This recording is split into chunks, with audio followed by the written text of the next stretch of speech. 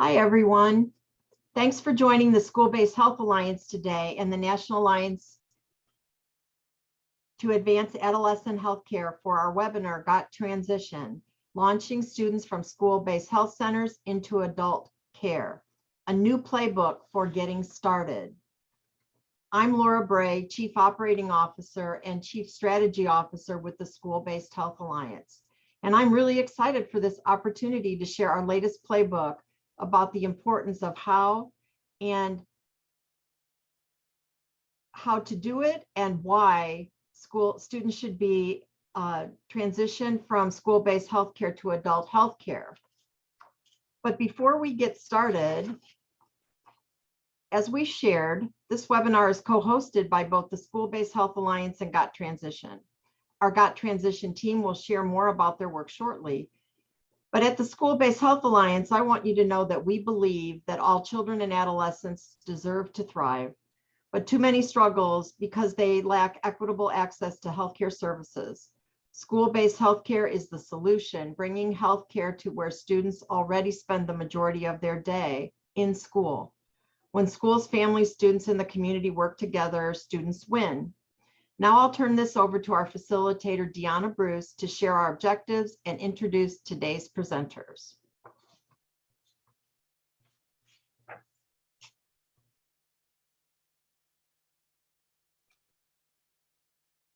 I'm sorry, Deanna, I believe you're muted.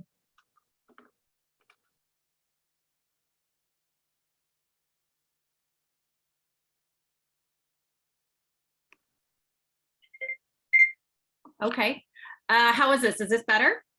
It is. Great. Welcome, everybody. Thank you, Laura, for that introduction. I'm Deanna Bruce, she, her, hers, as a school health consultant who has been working with the School-Based Health Alliance and Got Transition over the past several months as we have been developing this exciting playbook for you, for your use. I've got tons of experience. You can see that right there, and I'm the proud parent of 2 college students who are navigating their way from adolescence into adulthood. So this has been really sort of a labor of love, to say the least, in developing this playbook for school-based health centers. So go ahead and move to the next slide. Today we've got a number of objectives for you, and I really want you to we all share a love of adolescence and a love of school-based healthcare. We know that transition from adolescence to adulthood is hard. And so that is why School-Based Health Alliance and Got Transition, which is a project of the National Alliance to Advance Adolescent Healthcare, have created this new playbook for your use. And we're going to drop a link to that playbook a little bit later. And that playbook, it's a new playbook. It's a Got Transition in School-Based Health Centers playbook for you. And the Got Transition movement aims to improve the transition from adolescents and pediatric healthcare to adult healthcare through the use of evidence-based strategies for healthcare professionals, for young people, for young adults, and for their families. And so we've gotten a lot of feedback that the resources are amazing and wonderful from Got Transition, and that the school-based health center staff wanted something easier to chew on, something that they could just plug and play and grab onto to be able to implement in a busy school-based health center. And so that is our hope, that this playbook will be for you. And so today we're going to focus on foundational healthcare transition and help familiarize you with this new playbook. And we can go ahead and drop the playbook into the chat. One thing I'm going to ask is that you make sure that you don't look at it right now. Go ahead and open it so it's on your browser, and know that we're going to send you a link to it later. But please, we want you to stay focused on the exciting information that we're going to share with you on the call about the playbook. So go ahead and go to here we go with our agenda. So we're going to do a little bit of an introduction, which is what we're doing now.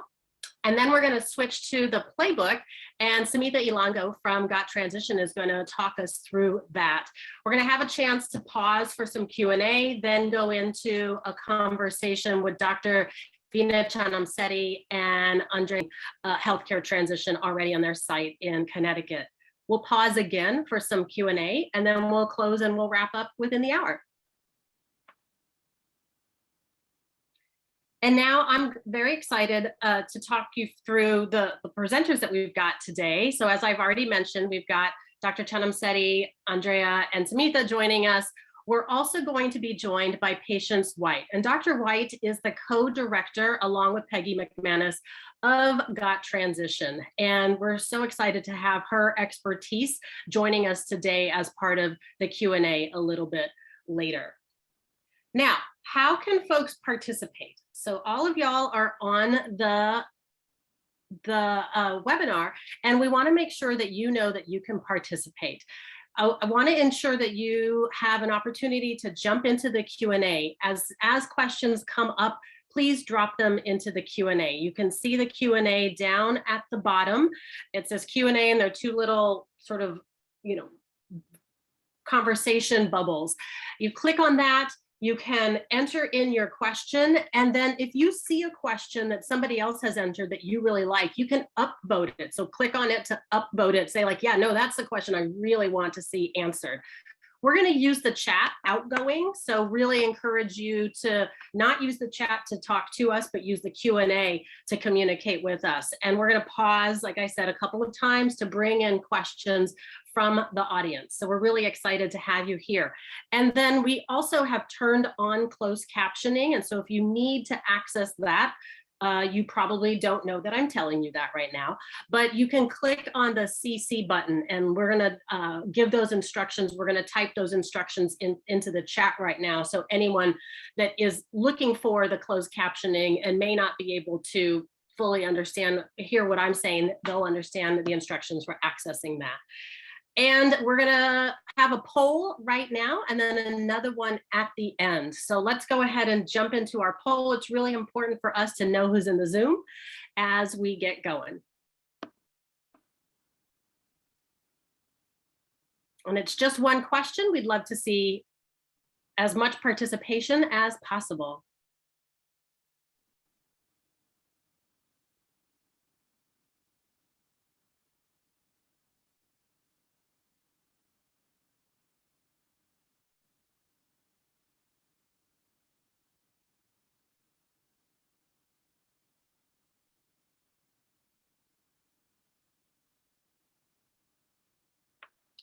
All right, why don't we go ahead and close the poll?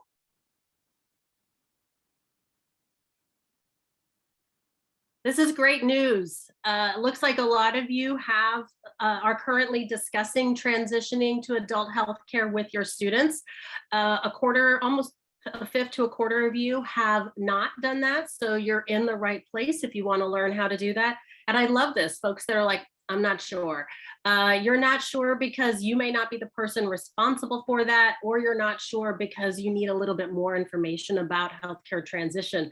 And again, you're in the right place. So we're so excited to have you here with us. And now I'm excited to turn our attention over to my colleague, Samitha Ilango from Got Transition.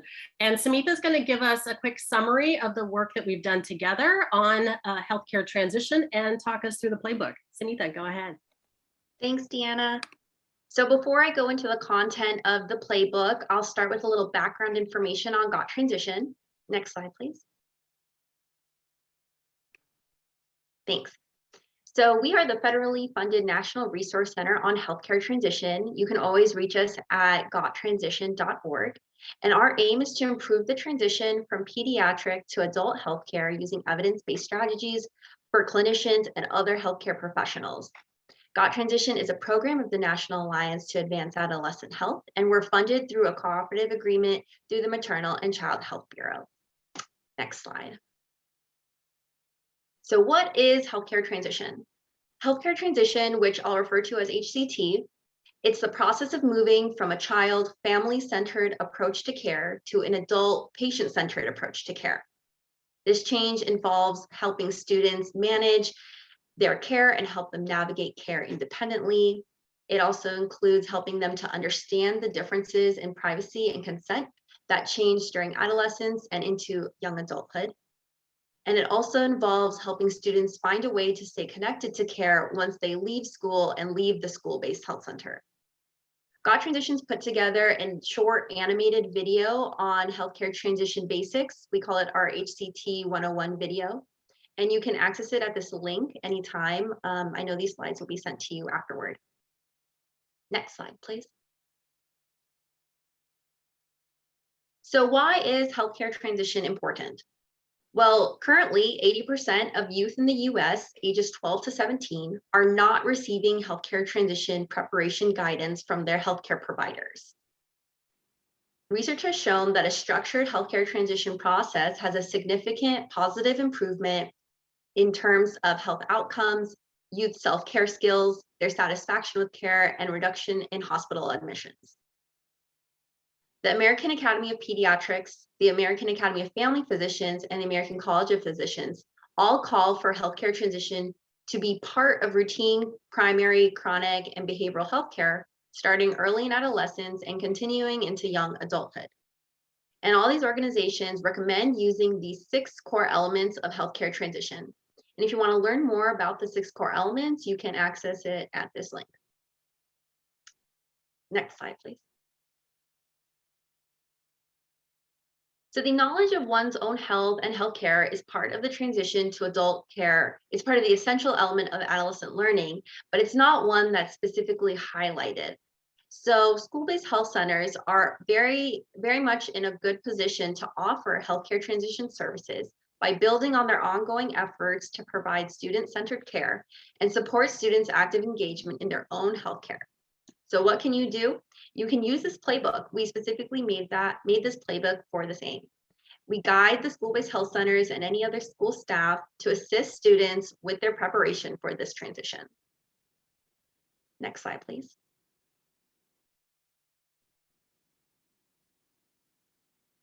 So I know Jenny dropped in the playbook link, which you can look at afterward, but in this piece of the program, I'm just going to walk you through the sections of the playbook. There are 4 main sections of that playbook, and the first is on starting a healthcare transition process. The second's on the Hct Intervention Tools. The third section's on examples from the field, and finally, we have additional resources. Next, thanks. So this first section on starting an HCT process, you will see this page, and all the little plus signs that you see on the screen can be expanded to get all of the additional information, content, and resources that are linked. So we walk you through how to form your team and how to enlist school support.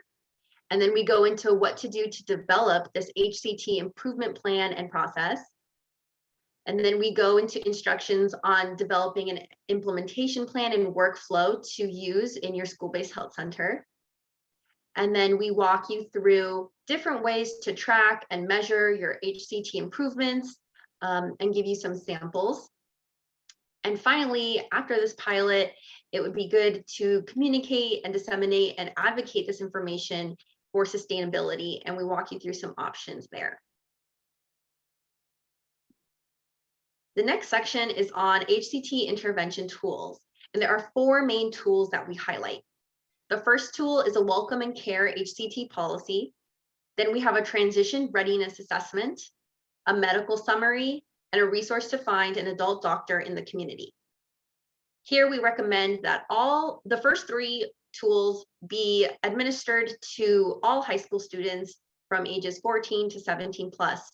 And that resource to find an adult doctor in the community should specifically be given to older high school students. So again, when you go to the playbook, if you expand each of these sections, you'll learn about each of these tools, how they're used, and some samples of how they were previously used in different settings. Next slide, please. The third section of this playbook is, I think, one of my favorite sections because it's examples from the field. So we highlight 2 health centers that previously piloted healthcare transition interventions in their schools.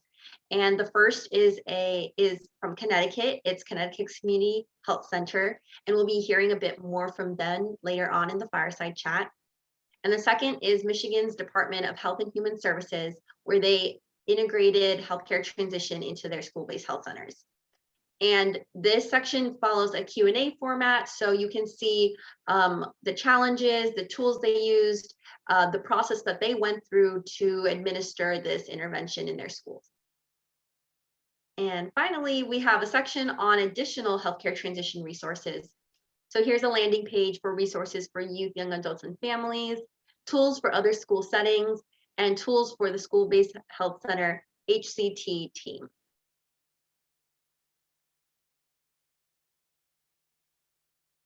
Great, thanks, Amita. And it's a lot of information that we're covering already in just a few 15 minutes. And so now I want to pause and give us a moment where we can sort of talk through some questions and answers that are coming in and that also I might have. And we're going to bring Dr. White into the conversation too. We're going to spotlight her. So it'll be a conversation of the three of us.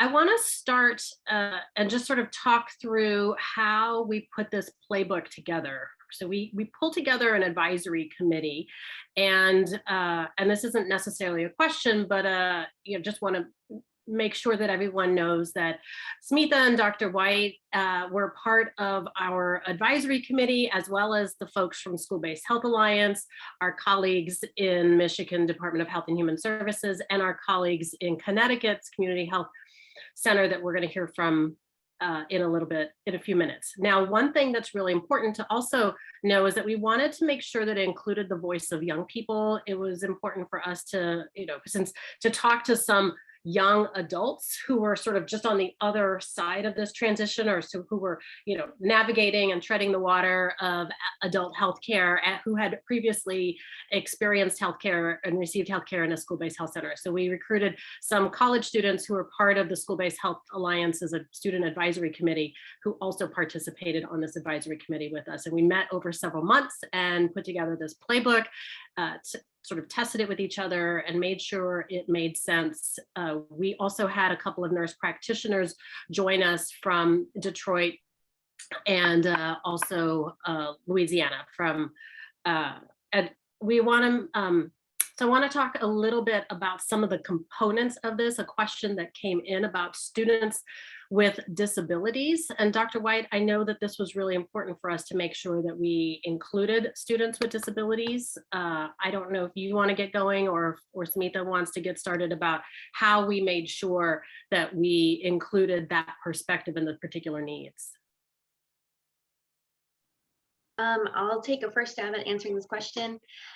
So in this playbook, if you go to the section at the end on additional HCT resources, we offer some tools for different school settings, and you'll see a section on special education.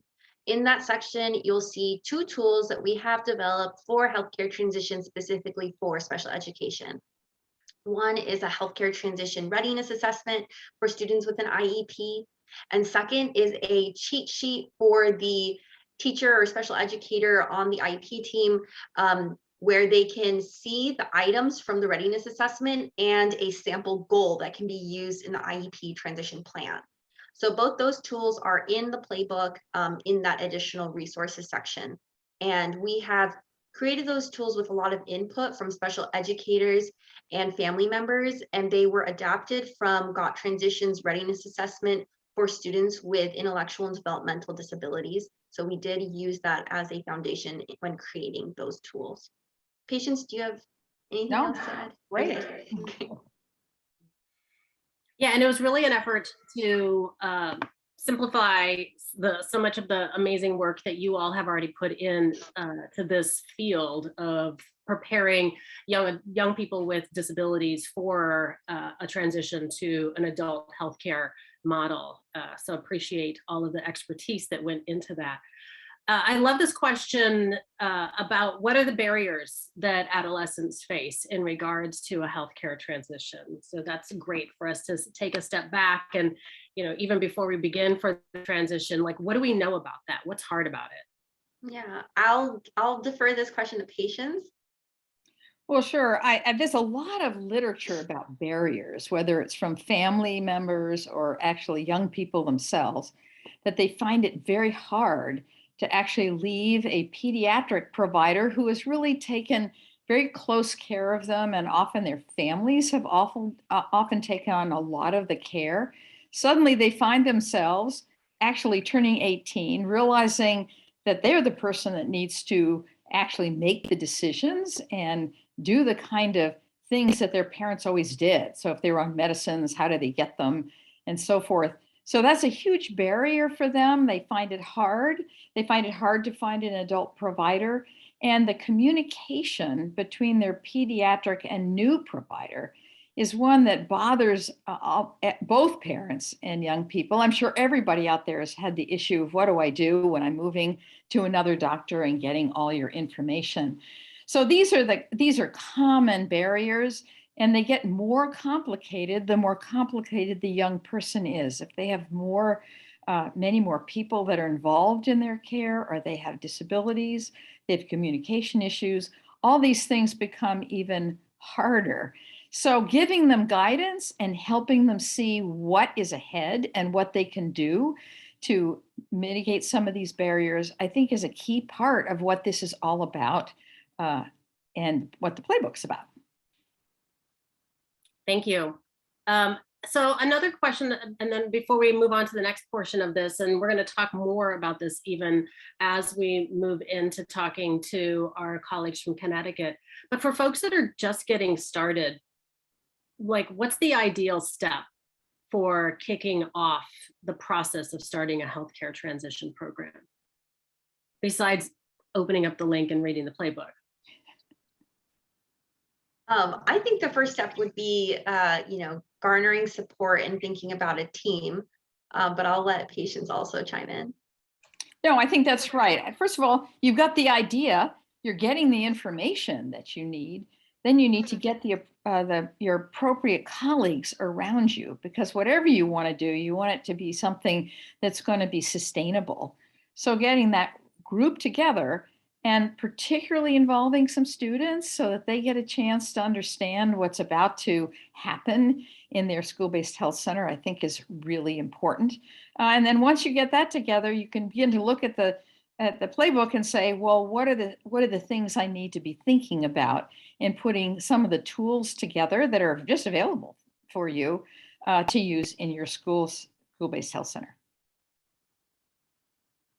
Great. Thank you, Patience, and thank you, Smita. We'll go ahead and close out this Q&A, but you're not disappearing. You're going to be here for the rest of the hour. And I'm going to transition us now to our colleagues from Connecticut. So thank you all for lifting up those important questions. There are a couple of them that I see in the Q&A that I think we're going to get to when we talk to the Community Health Center in Connecticut. So I am going to welcome my colleagues, Dr. Veena Chanamsetti and Andrea Zobrodensky. And Dr. Chanamsetti is the Chief Medical Officer at Community Health Center, and Andrea is the Operations Manager for Community Health Center. And we've asked Dr. Chanamsetti to just talk to us for a few minutes before we have a fireside chat. And maybe we can spotlight Dr. Chanamsetti right now, and then we'll include Anya in a few minutes for a more in-depth conversation. So take it away. Great, thank you so much, Deanna.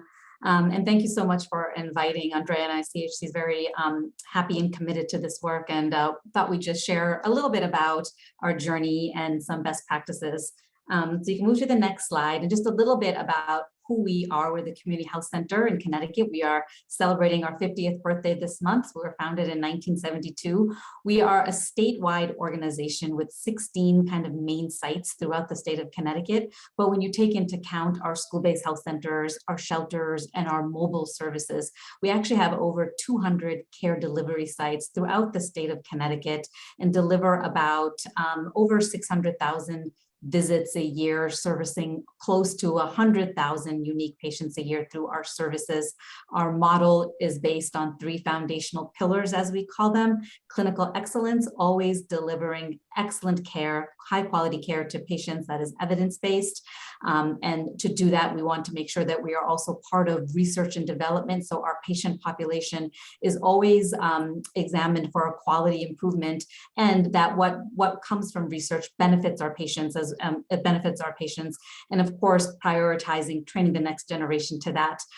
We were one of the, if not first, health center to embed a research and quality institute, the Weitzman Institute, as a part of CHC that really focuses on improving care to these special populations. Next slide. So to that point, if you look at our school-based health centers, it is a priority for us to really be upstream in supporting our pediatric patients, especially in schools. We've been delivering school-based services since 1993, and in any given school year, we may reach and connect with in school-based services over 18,000 students in that academic year. And when we kind of look at the state that the picture of the state you're seeing, now those are all where the majority of our school-based health centers, close to all of them, are currently located. And if you look at the services between those that have comprehensive services, behavioral health services, dental services, we are in about almost 180 schools throughout the state of Connecticut. So really just a priority patient service for us. Next slide. So having all this, all these schools and these patients that we can help in schools, healthcare transition was very and is very important to us. While I talk, I will say this term TAY, which is transition age youth. Transition age youth is the population, the pediatric population, the adolescent population, which is eligible, quote unquote, for healthcare transition, meaning moving from pediatric services to adult services. Our journey started around 2018 to do TAY more formally, or to do healthcare transition more formally. And it was really in partnership with our state. It was one of our first value-based care partnerships with the state called PCMH Plus, which from the ask of the state asked us to really develop a TAY and healthcare transition plan, policy, and implement it. And so that started our journey. We immediately found GOT transitions online and started reading and bringing in all the research and understanding healthcare transitions better using those GOT resources, excuse me. And then we really decided to focus our timeline and implementation on school-based health centers. So we first prioritized our pilot student. And so our students were high school students that were 17-year-olds. So right at the cusp of transitioning to healthcare transition, we identified who that population was within our schools using our electronic health record registry. And then, of course, we then really worked on the procedure and policy around healthcare transition, brought together, of course, a huge team to support this, of which Andrea really managed the day-to-day implementation of it, and then really looked at our current systems. We did not want to create a one-off system that would make this unreasonable for our clinical and administrative team, so we embedded TAY into our clinical decision support systems, the CDSS, as well as our EMR, and then, of course, trained all of behavioral health. Our first pilot was 17 years and older, school-based health centers, behavioral health services. Next slide. So post-pilot, we learned from that, learned the challenges, lesson learned, best practices, and worked on expanding this pilot to reach more of our population. So our expanded post-pilot testing was, or post-pilot implementation, we stayed within behavioral health, but moved to ages 13 and older, where we had done the initial pilot at 17 and older. This, of course, brought in more schools, more clinicians, and so we did a refresher training for our behavioral health. We then really wanted to bring in medical. Right up until now, this had been a behavioral health pilot. And for the pilot in medical, rather than leveraging our schools directly, we really did leverage one of our largest pediatric health center in Hartford, Connecticut.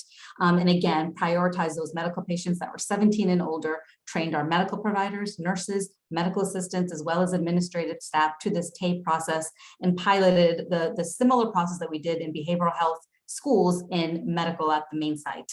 And then after that, and what is currently in process now, is then using those lessons learned from our medical site, and we are now implementing or starting the training to now bring in our school-based health center, medical health centers, and training the school-based medical providers to the TAY process. Next slide.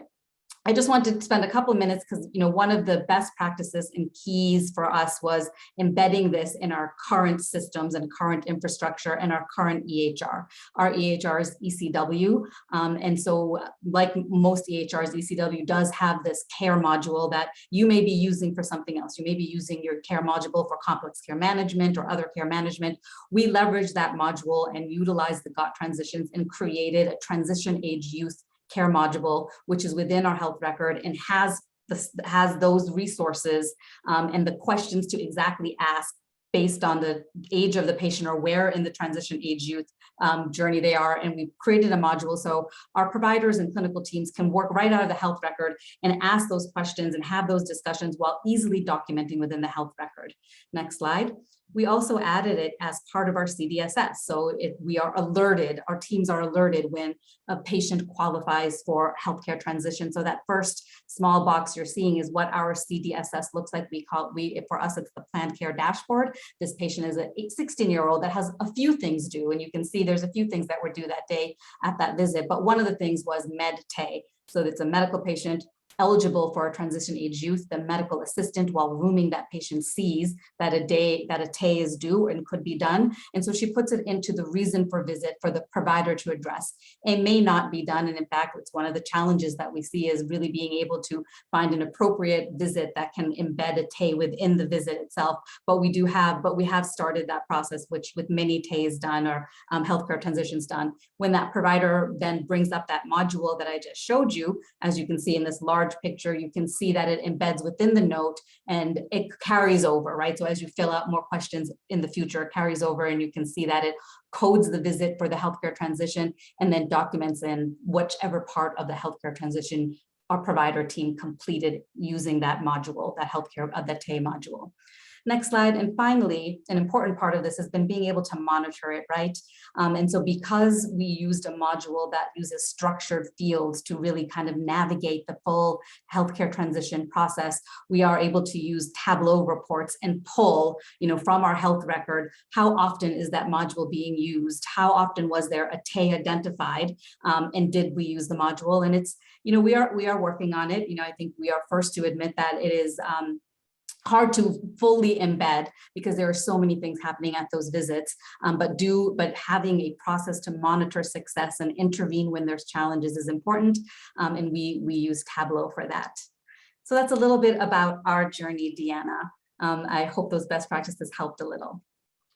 Yeah, no, that was great. I love working with the school-based health center staff because you all always bring all the meaty nuts and bolts of how do you get this work done. While we spotlight Andrea for this conversation, it's great to think of TAY, if I'm thinking about like, how am I going to remember TAY later on? I think of like, well, the TAY I know of in a healthcare setting is TAY Diggs on Private Practice. So if anyone watched that show, then now you've got something to remember when you're like, what was Dr. Chanamsetti calling young people? Oh, TAY Diggs, transition aged youth.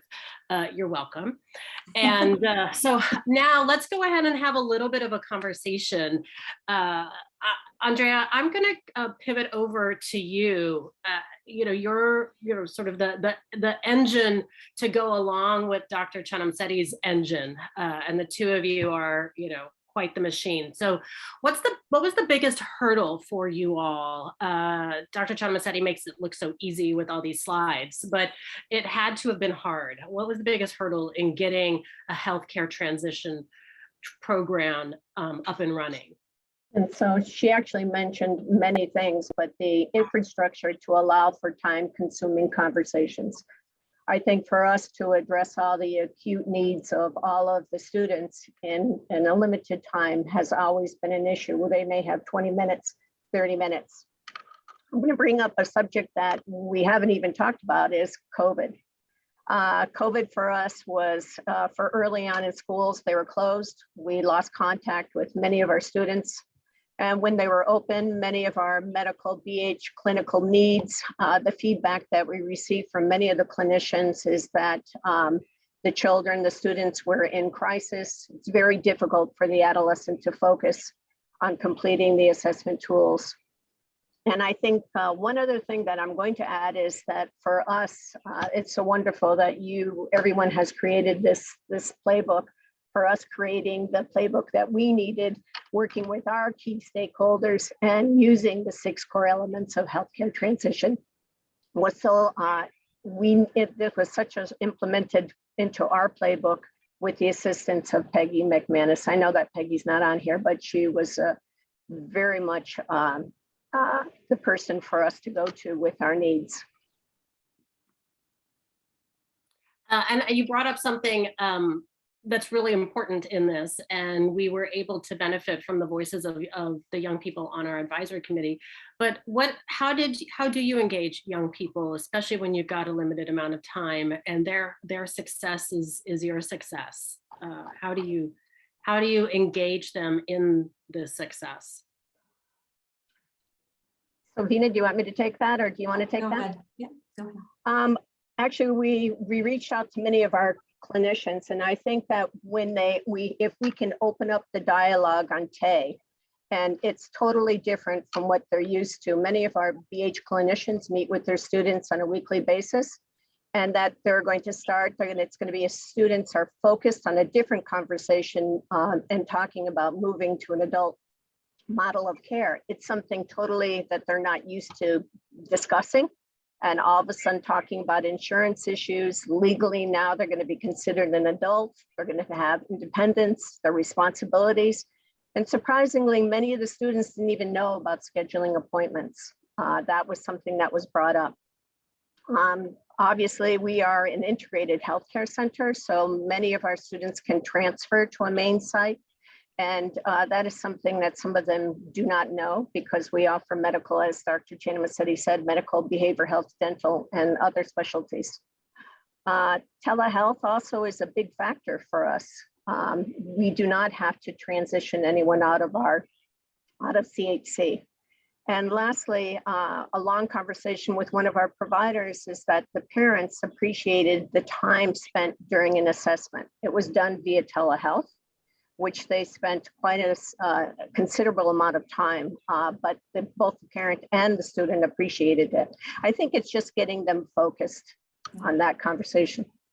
I think it's important to remember that, healthcare transition with this TAY population, it is a process, right? And so really let the student lead, right? And so there will be a visit where you think, okay, today I'm going to start, my TAY conversations, and that may not be where the student is, right? Yeah. It's and so you want to, and you can just remember that it is a process, and you will able to probably connect maybe on the next visit, but lead with kind of what the student's priority is. And as Andrea said, during COVID, they had so many other priorities that really needed to be addressed. It was hard to say, okay, let's just do this TAY. And so they really did it over time.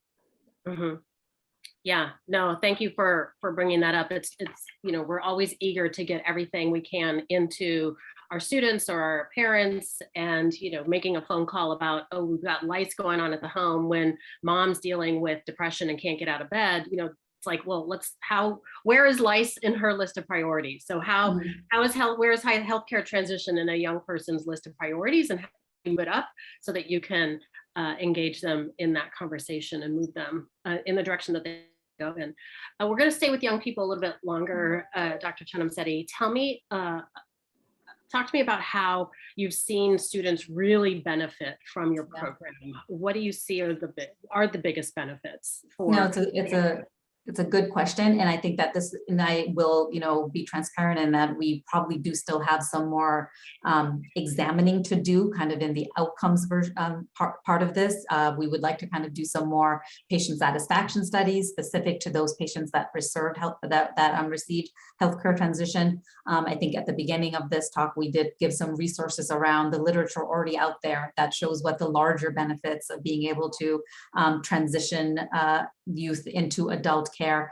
And so I think a lot of what we hear is anecdotal from our patients themselves, right? And I think they have voiced just the appreciation of being able to talk about this, because it is not something that they had considered. And in healthcare transition, most of it does happen during the pediatric part of it. So the parents are involved in this.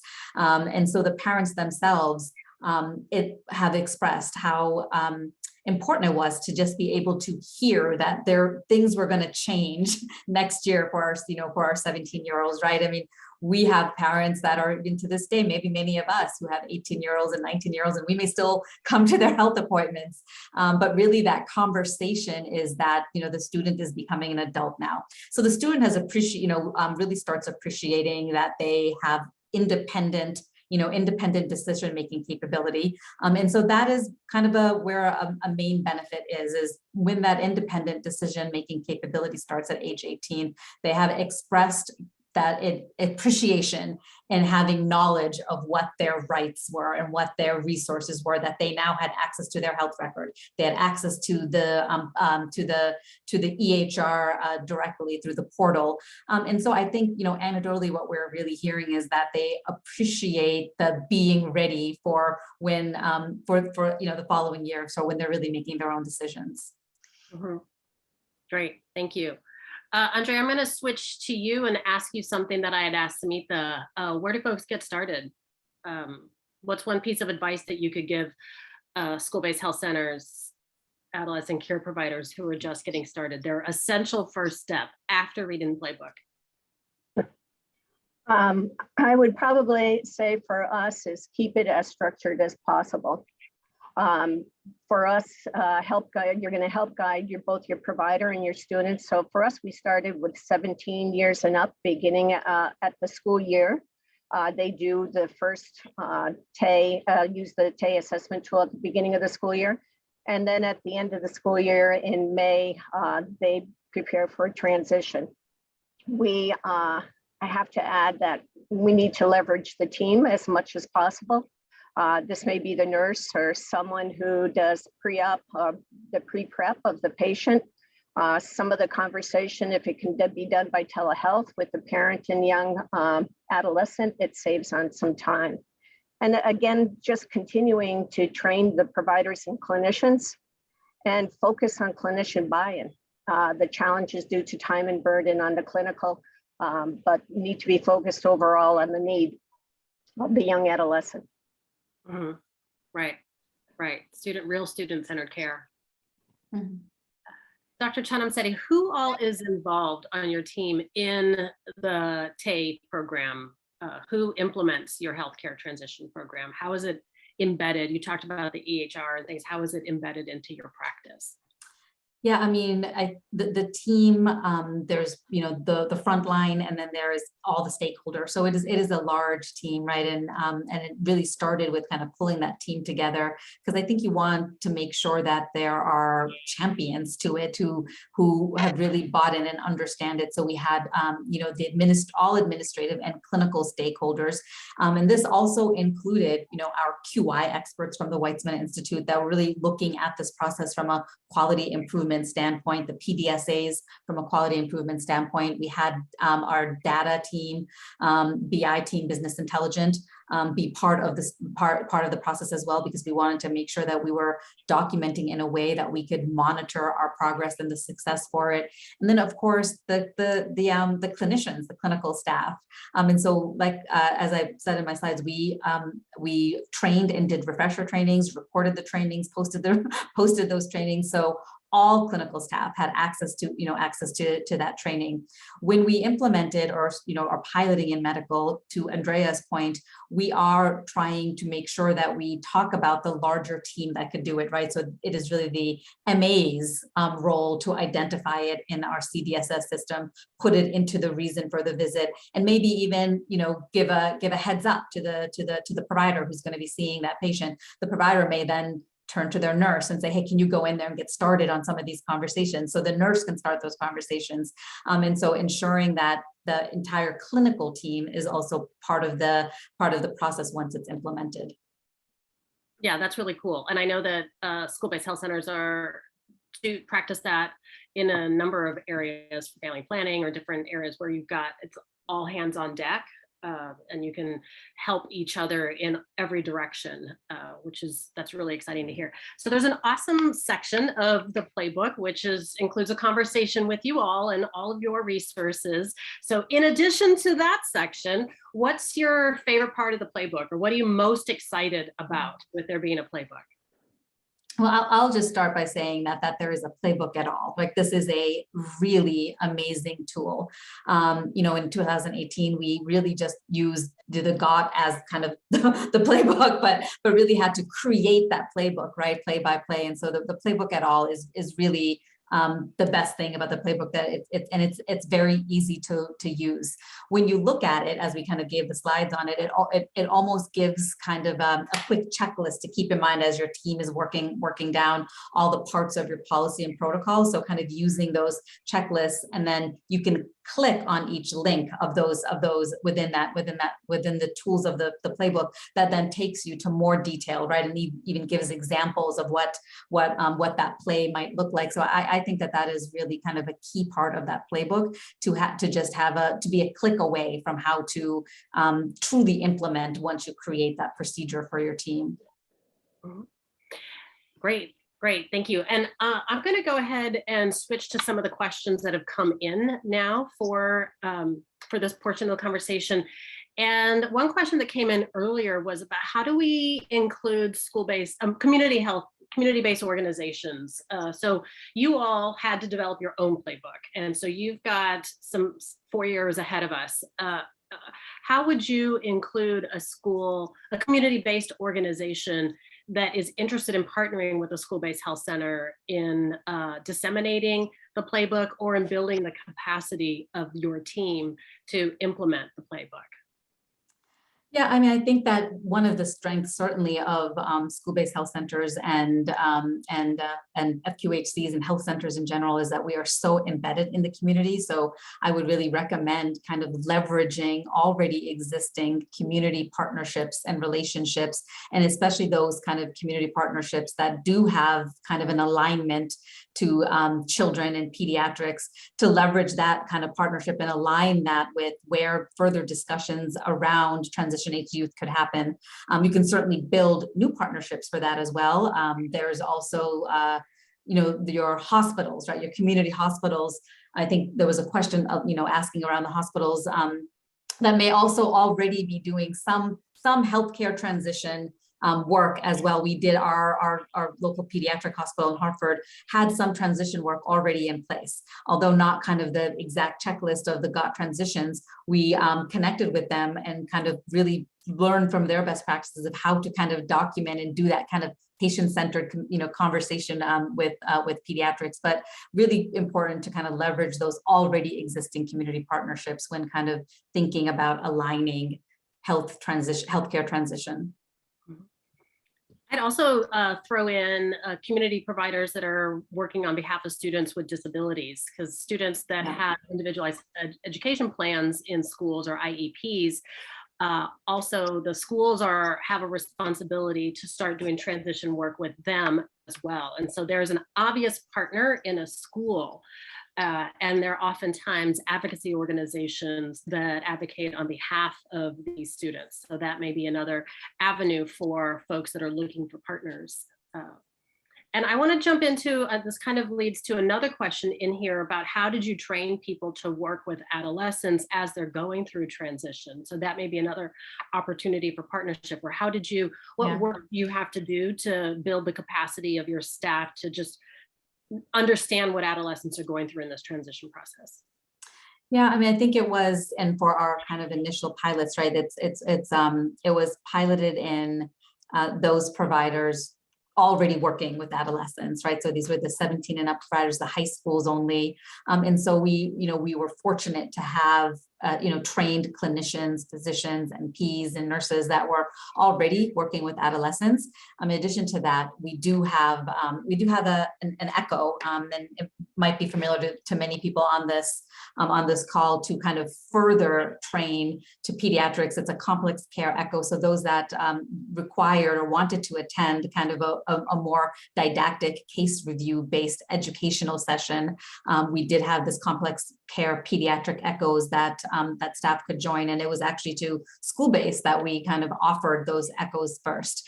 And then you kind of have to have that that go-to preceptor, someone who can take questions. And so we're lucky to just have a lot of expert pediatricians between our pediatric sites and within our school-based providers themselves that could support being more comfortable with the adolescent population. Great, thanks. And Andrea, I don't know if you want to speak to this. How difficult or expensive was it to add elements to the EHR or your EMR for your health center? How, the changes that you needed to make? How expensive was it? How hard was it? Any change oftentimes requires money, right? It's like they want, you buy the thing off the shelf, and then anything that you need to customize has a dollar amount to it. So as you customize your EMR for your healthcare transition program, like how hard was it to do? Was it expensive? Andrea, I'll let you take the how hard was it, but on the expense side, it'll be different for everyone. So we did not add any kind of extra things to the EHR. We used an existing module that was already there. So ECW already had a care module. So it was important to leverage what we already had, so people were familiar with it, right? And so we essentially used the module that was already there and created one specifically to help healthcare transition. What expense does come with it is the time of the EHR or IT teams to then create, using that module, create a saved freestanding healthcare transition module that could be used within the patients.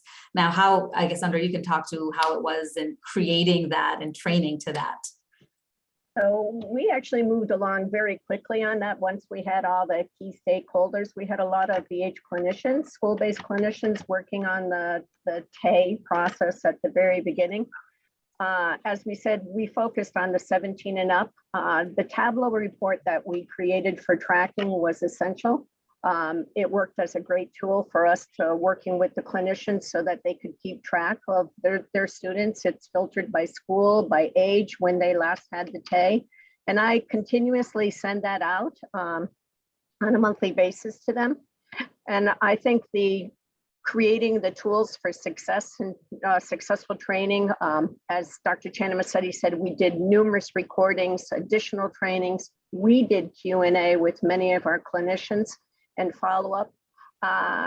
But at the very beginning, when we first rolled it out, we were very successful. Prior to COVID, we actually did about 50% of our students, we were able to have at least the TAE on our 17 years and up. So. Great, thanks. And we are just about out of time, but there are a couple of short questions I want to just get to. Sort of like, how do you engage the young person? What do you find? What topics have you observed that youth really respond to as an entry point for talking about healthcare transition? So given all the other priorities that they have, what works? Well, I mean, I think, there's a readiness assessment, right, that technically comes first. So that is really what starts them thinking about it, those questions of thinking about it. One of the things that I think that grabs their attention is the realization that their provider is going to change, right? They've gotten very close to their pediatric provider. And so really that conversation starts with really caring about kind of next steps. And so engaging in the, want to make sure you're happy with your new provider and get them thinking about those next steps. But the readiness assessment, having to kind of ask those questions, does help start engaging those questions. Of those conversations. Yeah, the readiness, all of them, all of the 3 steps, the whole GOT tool transition policy, the process is really the most effective tool that we have used. The readiness, the planning, the transition of care, and then the final transfer completion. Mm-hmm. Thank you. And then how do you do a warm handoff when you have the adult provider in sight?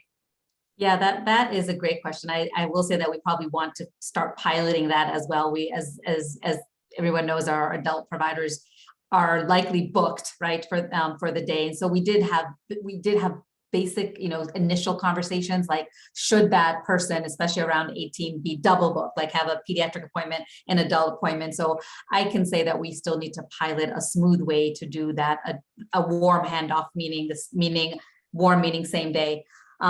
Otherwise, I think the warm handoff electronically really depends on getting a process in which the pediatrician is calling that next provider, right? And so you want to take a look at the ROI and being able to call that adult care provider. But we are working on kind of piloting what that might look like.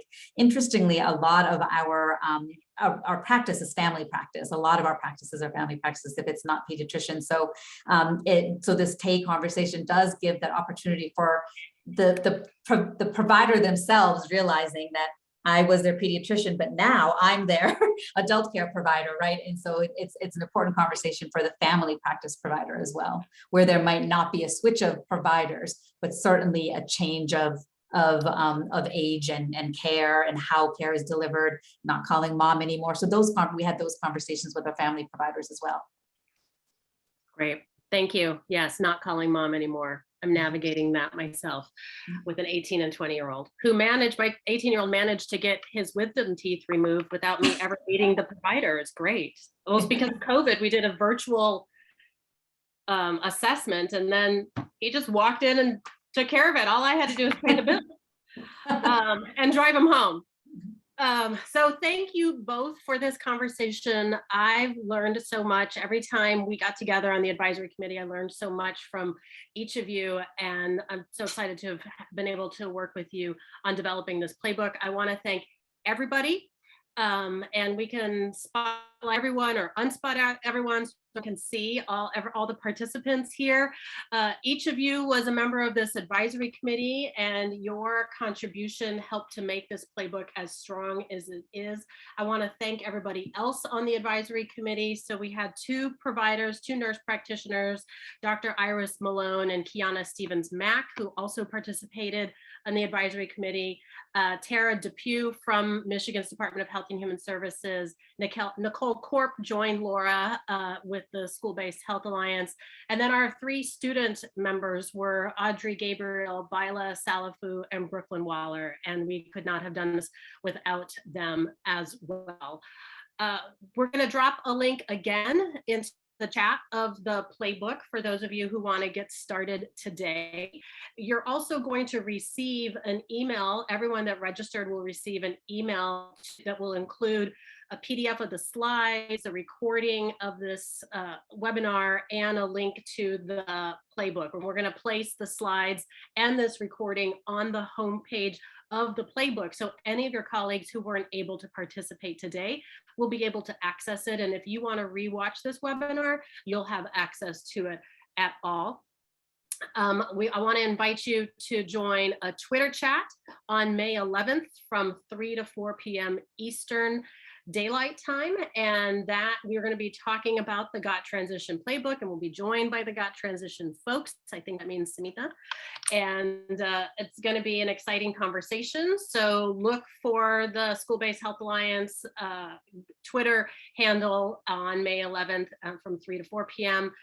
And then I also want to make sure you know that we are going to be at the SBHA conference talking about the GOT transition in school-based health centers. So if you're going to be at the conference, we'll see you there virtually. And make sure that you go to the SBHA website. There are lots of webinars that have been archived and have been running recently. And so today's session will arrive on the website for School-Based Health Alliance probably in about 3 days. You should be able to find it there. And registration is open for the conference if you want to see us there. If you want to see us talk about GOT Transition and School-Based Health Centers Playbook some more, and join us there. It'll be a packed event. And we're going to close today again with a poll. I want to thank each and every one of you who participated by offering up questions. I hope we got to most of your questions, either in writing or live. And so please do us one last favor and answer these 6 questions for how you're going to use it. And if you aren't in a school-based health center, answer the questions as best as you can. I am sure we'll be able to understand where you're coming from. So please take a moment to answer the 6 questions. On your screen, you can also see the contact information for the folks who participated today.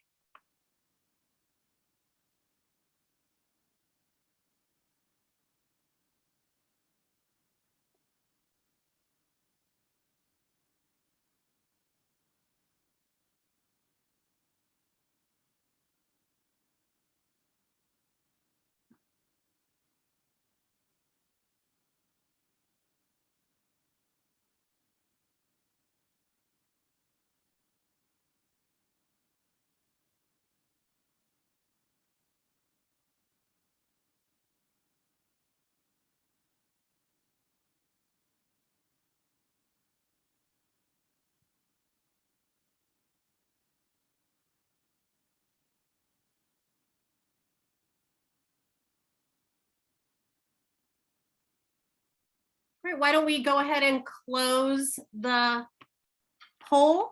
Thank you. We've got great participation both at the beginning and the end. Thank you so much for that. So this is great. We've got some good feedback, potentially going to use this Hct Transition Toolkit. So definitely reach out to us if you need some more help in moving that potentially to a yes. And I appreciate all the other feedback that you gave us. It is 4 o'clock. I hope you all enjoyed the rest of your afternoon and look to your inbox and the SBHA website for additional information on Hct Transition to School-Based Health Centers Playbook. Thank you.